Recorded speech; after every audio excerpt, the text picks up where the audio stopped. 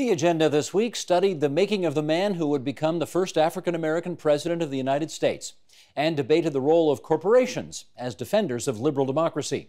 The agenda's Week in Review begins with sculptor Ruth Abernethy on the casting of Canadian history. Wilfrid Laurier University was going to be the site of this whole series of prime ministerial statues. They dropped the idea because it got too hot, too controversial. You heard the news, obviously, about the Elementary Teachers Federation, which suggested that Sir John A.'s name ought to be taken off all of the schools in the province of Ontario because of his record on Indigenous issues. There are workers in the United States right now who are wearing bulletproof vests as they take down statues of Dixie heroes, Confederate State of America heroes from 150 years ago. So I've got to ask, I want to know how you feel about this whole controversy about taking McDonald's name off or taking his statues down or whatever. Yeah. Well, what I love is that about portraiture is that it's never a slam dunk. What I actually love are these conversations about my work. It's never a slam dunk. I also think that we have to look at the duality of the political process. No one ever gets 100% of any vote. So it's a dual narrative from the get-go. Having said that, if you can prove ill intent, take them down. If you can prove ill intent or some greater symbology or purpose or agenda in their being placed there, take them down. Well, we've all watched the wall come down. We've watched those statues topple. Okay, but you're saying if that's the test, you're saying if you can prove ill intent. Yeah. I mean, we can prove ill intent by Sir John A. as it relates to certainly the Métis. He went to war against Riel and certainly against Indigenous people as well. Yeah, so maybe he needs to come down. Really? I think within the context of what I've done is create, I'm always working with time. Even though bronze is sort of timeless, it's not the case. I'm working with a moment in time. That in Picton is true. It's a representation of a sassy young man who went to court to defend himself. He's a lawyer then, he's not the PM. He's not even a lawyer then. Oh, what is he? He's a teenager. Oh, okay. You know, he's just this sassy young man in Picton who figures that he has the right to an opinion in public space, and he goes to defend himself in court and wins. It's a moment. It's a true moment in history. In terms of the Prime Minister's path, the mandate of that collection is to present all Prime Ministers. And you can't do a Prime Minister's collection and not put him in there. If you revile the man, well, that's maybe true. But here's the issue. You know, some people are going to think that when you make these statues that we are lionizing or, you know, glorifying, heroizing. Well, it's back to aggrandizement. I don't see that as meaningful in this country. You know, the self-scrutiny is both a luxury and an obligation. So you don't think you're doing that? No, it's a guy standing there with a chair. Like, he's not on a plinth. There's no great hoopla. He's a guy who was elected to lead the country. And in doing that, he had to represent us, but he also had to please us as a young nation. Any of your statues, to your knowledge, ever been vandalized? No. Well, Al Waxman's been painted, but I wouldn't call it vandalized. Al Waxman in downtown Toronto. Done because I guess because he's near the art school. He's been painted, and I have some lovely photos of him painted. Yeah, they do that, but this, we're talking painted nails. You know, we're not talking vandalized with a sense of destruction. Right. Could you sculpt somebody whose views you thought were truly reprehensible? No. So you have to like the person you're sculpting? Oh, you don't have to like them. Admire them? They demand my regard. Admire is always better, you know, yeah. I did actually recuse myself from one project because, you know, with the initial discussion, and then I put in a proposal. It wasn't that it was someone who wouldn't have warranted that kind of exposure, but in the way that it was presented, the minute you start talking about a huge plinth, then you're crossing the line from regard to glorification. Well, that's a different presentation, isn't it? Yes? I'm not big on glorification. What I want is for you to have a real moment with Oscar Peterson and maybe understand that he approached life with the same 5 senses that you and I have. You know, that to me is a true moment of sort of looking. There were moments in Gould's life when life was very hard because of his talent. And that sort of recommitment from Gould to his craft is the bit that interests me. We know how famously he doesn't like brass knuckles politics and politicians in general. And yet he decides to go back to a city which is famous for its corrupt politics. It's famous for its, you know, here we are in Cook County, vote early, vote often. Like, why do that? Hyde Park, which is this little biracial enclave on the south side around the University of Chicago, Hyde Park is an exception to that Chicago political tradition. As Americans would say, it's a sort of goo-goo place, goo-goo as in good government. And the politicians who came out of Hyde Park were famous for being the sort of political conscience of Chicago. Leon Len Dupre, first and foremost. Senator Dick Newhouse, whom I mentioned in our first interview. And so in Hyde Park, it's a very integrated biracial world, and Chicago is, in most particulars, an incredibly segregated, intensely segregated city. But Hyde Park is the perfect launching pad for a biracial African-American politician with a Harvard degree.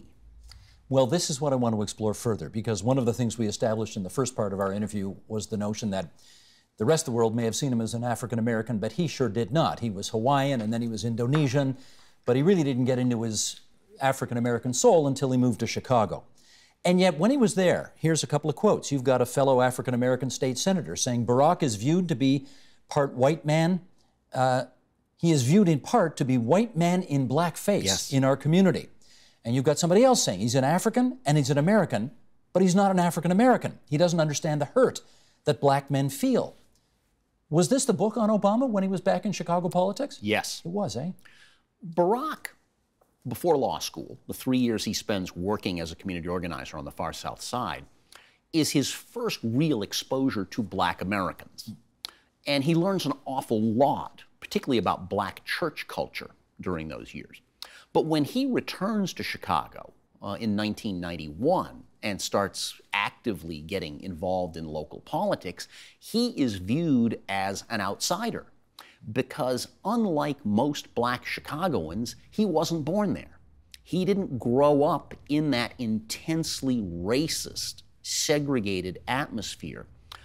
Carol Harwell, his first campaign manager, whom you quoted a moment ago, Carol, as powerfully as anyone in my hundreds and hundreds of conversations with people, voiced that so powerfully that Barack, unlike black men who were native to Chicago, didn't know the fear of the police, first and foremost, that anyone who had grown up on the West Side or the South Side knew from their early teen years. And even when he was living in New York, he would not have experienced that either? No, not really. Or no attempt to get in with the African-American community in New York? Very little, very, very little. Barack's attending Columbia University, which is famously sort of segregated from Harlem, just below it in the Heights. And where Barack was living during his time in New York was not in black neighborhoods. He lives for several years in a fairly squalid part of the Upper East Side. And when Barack, in his first job in New York, he's the only black person in the building other than the occasional messenger. Now, his mother becomes rather unhappy that he is suddenly tapping into his African-American soul, if you like, and I think the expression here is she viewed it as a quote-unquote professional choice. Again, that's a pretty harsh thing to say about your kid. Right. Is it accurate, though? Yes, I believe it is. It is. But the other thing that deserves a little bit of emphasis is how Barack's strong attraction to Michelle Robinson, whom he married, and her family. Michelle and her family were the essence of black Chicago. Her dad worked for the city. Blue-collar worker. Blue-collar worker. Raised Michelle and her brother Craig, older brother Craig, who went to Princeton. Michelle went to Princeton.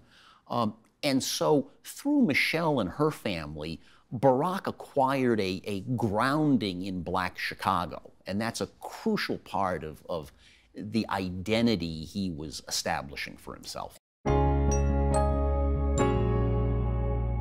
I wonder to what extent you believe the bottom line of corporations is dependent on a healthy, thriving, liberal democracy for its prosperity. Well, you're right. Traditionally, we think of the two as moving together, that capitalism and democracy are sort of brothers in arms moving through history. To what extent is capitalism dependent on it? I'm not sure, because historically speaking, the major capitalist states were capitalist well before they were democratic. In other words, countries like Britain and the US did not have suffrage for the majority of the population until the 20th century, but became capitalist well before then. So it's not clear that capitalism needs democracy. It may be that democracy needs capitalism, in which case it's a very unequal relationship, which is troubling for democracy. But you don't have to be a democracy lover to believe in capitalism. There was a survey in China and in the US just a few years ago, and they asked, what is the best economic system for your country? And 68% of Chinese people said capitalism is the best system. Only 59 said so in the US. So, Really? So to me, that suggests that capitalism is morally flexible in a way and is willing to coexist with pretty much any political system as long as the leaders of that system allow it to operate relatively independently, allow it to take home its profits, so to speak. Well, Sarah, you know, the former federal liberal leader, Michael Ignatieff, I think he used the expression, capitalism is politically promiscuous. It can exist in authoritarian regimes. It can exist in liberal democratic regimes. Does capitalism need democracy to thrive?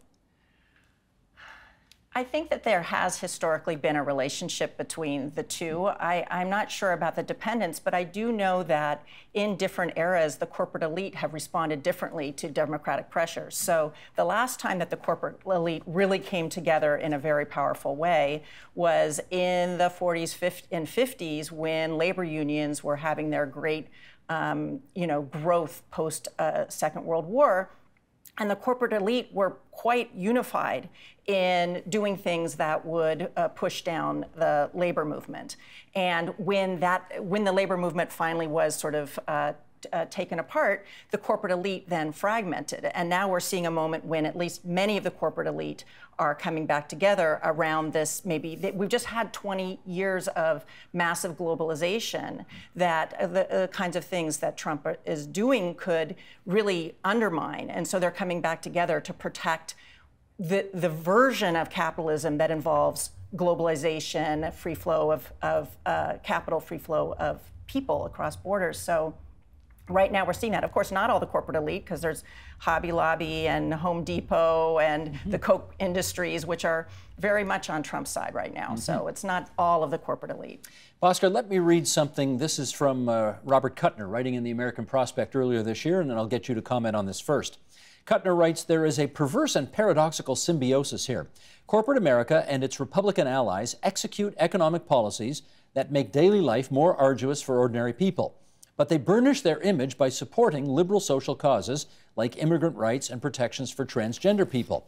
And then the conservative social base gets mobilized against both trends. Somehow, the corporations escape the wrath of working class America. That gets deflected onto liberals, immigrants, blacks, and gays. Meanwhile, Democrats have been losing winnable elections because progressive cultural policies are easier for them to embrace than aggressively anti-corporate pocketbook policies. Boy, there's a lot to unpack there, Bhaskar. Why don't you start?